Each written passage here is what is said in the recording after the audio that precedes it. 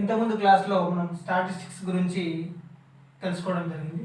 మళ్ళీ ఒకసారి అన్ని డెఫినేషన్స్ ఎక్స్ప్లెయిన్ చేసుకొని నెక్స్ట్ కాన్సెప్ట్కి వెళ్దాం. ఫస్ట్ స్టాటిస్టిక్స్ అంటే డాటాని అనాలిసిస్ చేయడం. What is the definition of data? Data means facts or figures collected with a definite purpose are called data. So మనం ఏదైనా అంశాన్ని ఇంకా క్లుప్తంగా తెలుసుకోవడానికి ఒక స్పెషల్ పర్పస్లో కలెక్ట్ చేసినటువంటి ఫ్యాక్ట్స్, నిజాలు అండ్ వాటిని పిక్చర్స్ రూపంలో కలెక్ట్ చేయడాన్ని కూడా డాటా అనొచ్చు. సో దాని తెలుగులో దత్తాంశం అంటాం. దత్తాంశం అంటే సంఖ్యా రూపంలో సేకరించిన సమాచారాన్ని మనం దత్తాంశం అంటాం. నెక్స్ట్ డాటాలో రెండు రకాలు ఉంటాయి. డాటా అంటే ఎలా ఉంటుంది? మనము విశ్లేషించడానికి అనువుగా ఉండడానికి వాటిని గ్రూప్డ్ డాటాగా డివైడ్ చేస్తాం. Datas are two types, grouped and ungrouped data. What is the definition of grouped data? Grouped data is the data that has organized into several groups are called classes. So class intervals, we are dividing that data into different classes. So సేకరించిన సమాచారాన్ని సంఖ్యా విలువల ఆధారంగా క్రమ పద్ధతిలో రాయడాన్ని వర్గీకృత దత్తాంశం అంటే దత్తాంశం. తెలుగులో అయితే దత్తాంశం అంటాం, దాన్ని వర్గీకృత దత్తాంశం, అవర్గీకృత దత్తాంశం. ఇంగ్లీష్లో అయితే data, grouped data, ungrouped data. Next మనం సేకరించినటువంటి దత్తాంశం యొక్క రేంజ్ ఏ విధంగా ఉంది అంటే data range highest value minus lowest value. మనం సేకరించినటువంటి డాటాలో highest value minus lowest value is equal to range. So that is called వ్యాప్తి. ఇన్ తెలుగు వ్యాప్తి. వ్యాప్తి ఈజ్ ఈక్వల్స్ టు గరిష్ట రాశి విలువ మైనస్ కనిష్ట రాశి విలువ. Next mean for grouped data. So grouped డాటాకి మీన్ ఫైండ్ చేయడం. గ్రూప్డ్ డాటాకి మీన్ ఫైండ్ చేయడానికి formula grouped data and ungrouped data. What is that ungrouped data? మనకు ఉన్నటువంటి ఇన్ఫర్మేషన్ని డైరెక్ట్గా అనాలిసిస్ చేయడానికి అన్గ్రూప్డ్ డాటా మెథడ్. దాంట్లో మనకు ఒక 10 అబ్జర్వేషన్స్ వేస్తాం. Sum of the observations by number of observations, రాష్ట్రాల మొత్తం బై రాష్ట్రాల సంఖ్య. అది అన్గ్రూప్డ్ డాటా. మరి గ్రూప్డ్ డాటాకి we have a formula for grouped data. x is equals to sigma fx by sigma f. Sum of the frequencies of x, sum of the frequencies and class marks product by sum of the frequencies. అంటే పౌనపున్యాల మొత్తము, పౌనపున్యాలు మరియు తరగతి మధ్య విలువల లబ్ధముల మొత్తము by పౌనపున్యాల మొత్తం తెలుగులో అయితే. Next some of the products of frequencies and class marks by some of the frequencies. Next mode, ఇది మీన్కి ఉన్నటువంటి ఒక ఫార్ములా. నెక్స్ట్ మోడ్కి ఇంకొక ఫార్ములా, మీన్కి ఇంకొక formula A plus sigma FD by sigma F.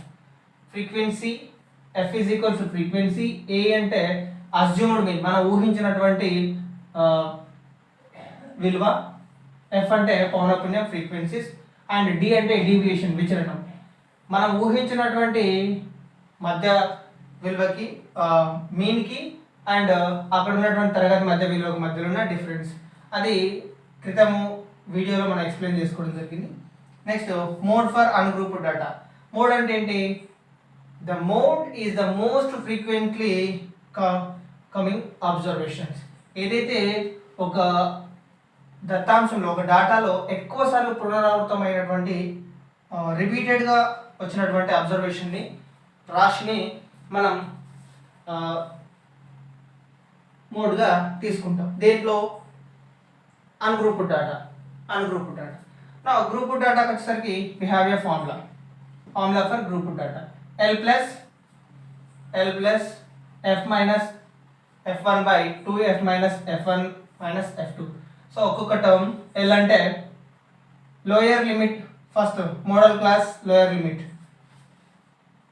L means L is equals to lower model class యొక్క lower limit.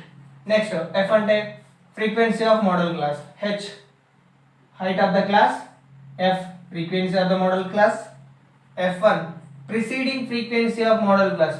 Preceding అంటే ముందు.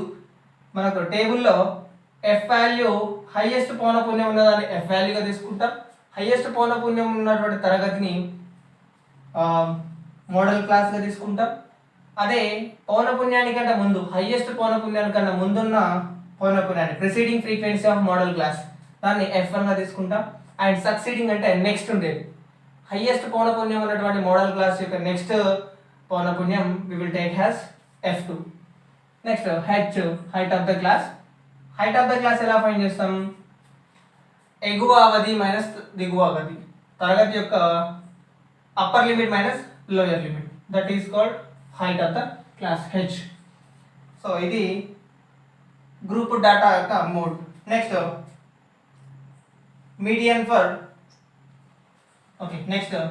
Median for group data. Median for group data L plus N minus 2 minus CF by F.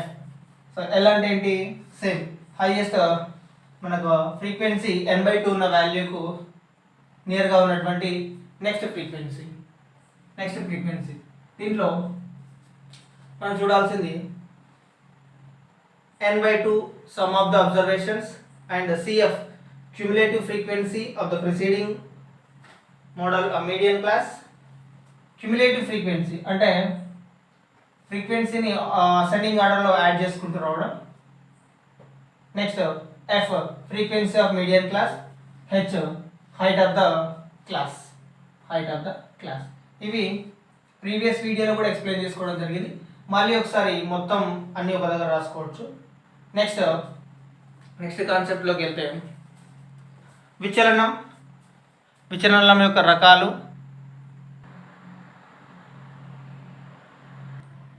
Next important topic deviation, విచలనం. First విచలనం అంటే ఏంటి? మనం we got mean, mode, median అంటే అంకమధ్యమం, మధ్యగతం, బహుళకం, వీటిని ఫైండ్ చేసాం. We got the values of mean, mode, median. And what is the importance of deviation, విచలనం అంటే డీవియేషన్ అంటే ఏంటి, దాని యొక్క ఉపయోగం ఏంటి? మనం కొంత ఇన్ఫర్మేషన్ కలిగి ఉన్నాం. we have some information. For example, these are different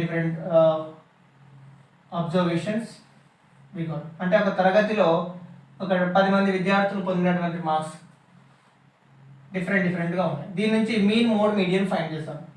find చేసిన తర్వాత వి గాట్ సమ్ మీన్, మనకు 5.5 ఒక మీన్ వచ్చింది.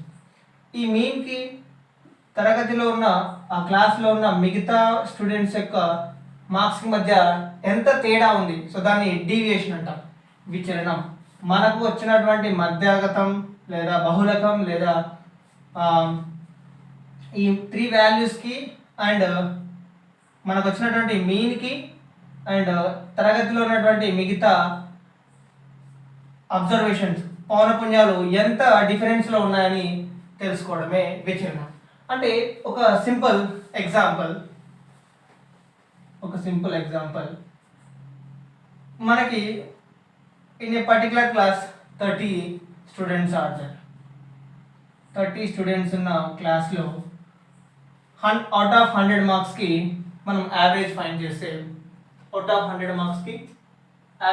చేస్తే మనకి ఒక 65 వచ్చింది. And in that class 10 members got 90+ marks and 10 members got 30 to 40 marks and remaining 10 members they got 40 to 90. So ఇక్కడ డిఫరెంట్ రేంజ్లో పిల్లలు ఉన్నారు, కానీ ఓవరాల్గా we got overall average 65. So మనకు వచ్చిన యావరేజ్కి మిగతా పిల్లలు ఎంత డిఫరెన్స్లో ఉన్నారు. ఇలా ఉండడం వల్ల కొద్ది మంది మాత్రమే మంచి మార్క్స్ సంపాదించుకున్నారు, మిగతా వాళ్ళు చాలా తక్కువ marks.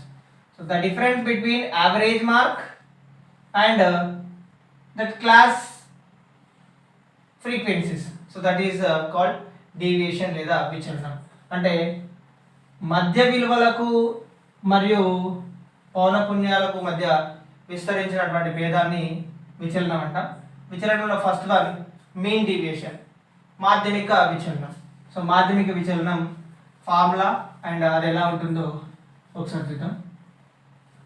So ungrouped data and grouped data. ఇక్కడ అన్గ్రూప్డ్ డేటాకి అండ్ గ్రూప్డ్ డేటాకి రెండు రకాలుగా ఉంటాయి. సో ఫస్ట్ అన్గ్రూప్డ్ డేటాకి అవర్గీకృత దత్తాంశానికి ఫర్ ఎగ్జాంపుల్ 2, 4 అండ్ 5, 7, 8, 10 ఇలా తరగతిలో ఒక 6 మెంబర్స్ మార్క్స్ ఉన్నాయి.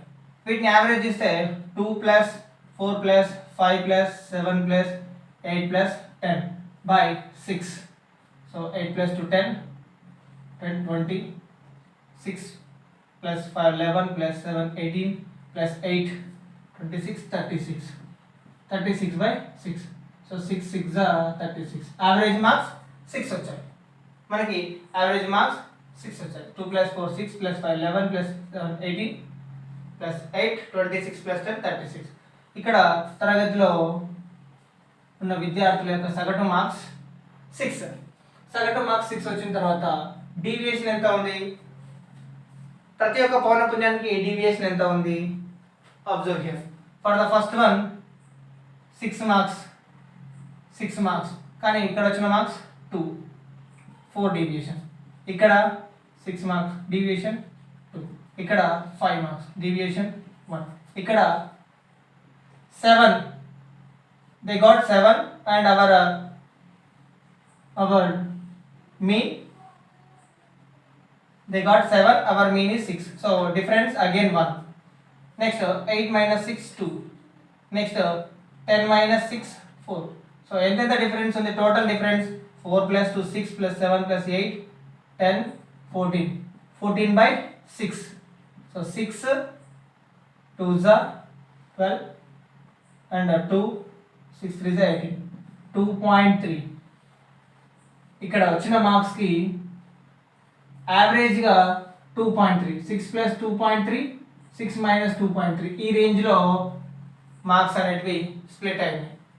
యావరేజ్ గా ఎక్కువ మార్క్స్ 6 + 2.3 6 - 2.3 రేంజ్ లో స్ప్లిట్ అయినాయి. అంటే ఆ తరగతిలో ఎక్కువ